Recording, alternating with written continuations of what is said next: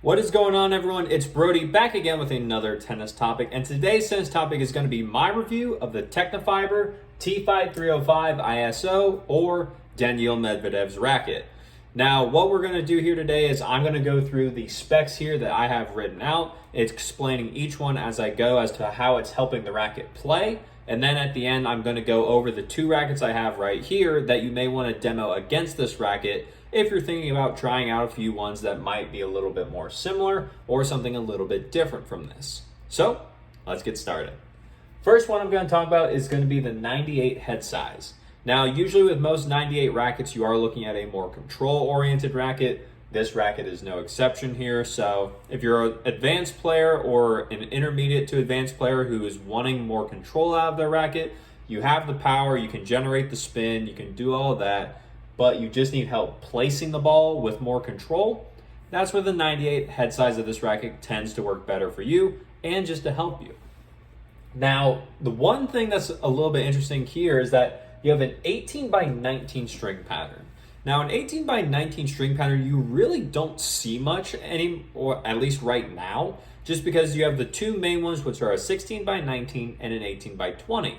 With an 18 by 19 being somewhere in the middle, basically the easiest way I've come to just understand it and talk about it is that 16 by 19 is the one that is more helpful with spin and snapback. Sometimes some people will say it's a little bit more helpful with power, but that's a little bit more debatable. And then the 18 by 20 is more help with control. So 18 by 19, since it still has the 18 mains and the 19 crosses, where instead of the 20, like the normal 18 by 20 pattern, you have a little bit more area for the string to move around in, so the strings are not as tight in the racket with the 18 by 19 pattern. This helps to give this racket a little bit more of a higher launch angle, a little bit more snapback, and a little bit more help with spin compared to the traditional 18 by 20 frame. And that's where this racket starts to differentiate itself even more. And then next, here we have the weights. We have about 10.75 ounces or 305 grams unstrung, and then you go up to about 11.35 ounces or about 320 grams strung. Now, on the Tecnifibre racket itself, there are, if you look at the grams, the weights on the racket itself, it says plus or minus 7 grams because Tecnifibre knows that not every single racket they have is exactly matched and exactly spec'd. That is a very common problem with a lot of manufacturers, is that the rackets don't come to the exact spec that is on them. So Tecnifibre is at least admitting it, and they're giving a little bit of leeway as to what the actual racket weight might be when you do get it. If you have somewhere that you know that can actually measure swing weight or measure the actual static weight of the racket itself, or if you have a scale or to do that at home, then I would say, just to be sure, actually just when you buy it, put it on the scale, or have the company that you're doing put it on the scale, so that way you can see what you're getting at and where you might want the racket to be if this is something that you don't normally use or you want to get it up to a specific weight. Now, besides that, everything else, you're looking at a pretty standard control racket weight class, because the 11.4 ounce tends to be right around where most other, I'll say, 98 control rackets tend to be. You have the Wilson Blade 98 16 by 19. You have the Babolat Pure Strike 98 16 by 19. You have the Dunlop CX200, the Dunlop CX200 16 by 19, and you have the Solinco Whiteout, the Whiteout 305, which is 10.8 ounces unstrung, 11.4 ounces strung, around that way, or the 305 grams to 320 grams unstrung and strung weight. So in weight wise, static to where you're just holding it and you feel it, this one not that different, but that's where we get next to swing weight. This swing weight on this racket is very insane. You're looking at, I believe it said above 330 for most of the versions that they come out with. Like I said, Tecnifibre has a little bit of a leeway with their actual spec, but usually it's supposed to be above 330, which is very, very uncommon.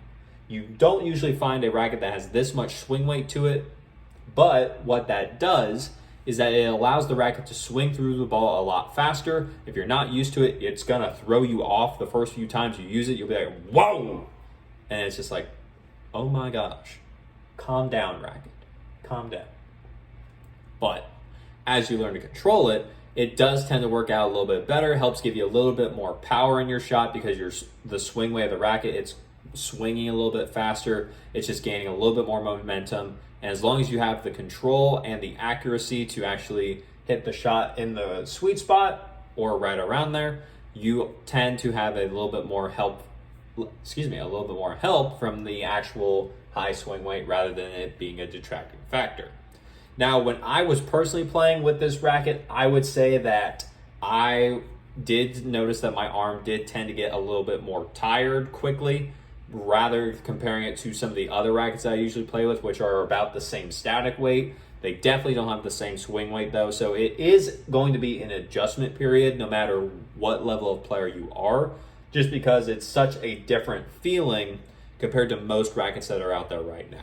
Many people, I would say, probably haven't played with that heavy of a swing weight, so if you're wanting to try it, be sure to demo it first before you go right into it, because there's been a time or two where someone that I've been working with wanted to try this and they didn't know what it was yet, and I was like, hey, hold this racket for me, and they're like, okay, feels fine. And then I told them to swing it, and they're like, oh no, I don't want this one. And I was like, probably not. So then we got some other demos, but this racket's a little bit of a beast.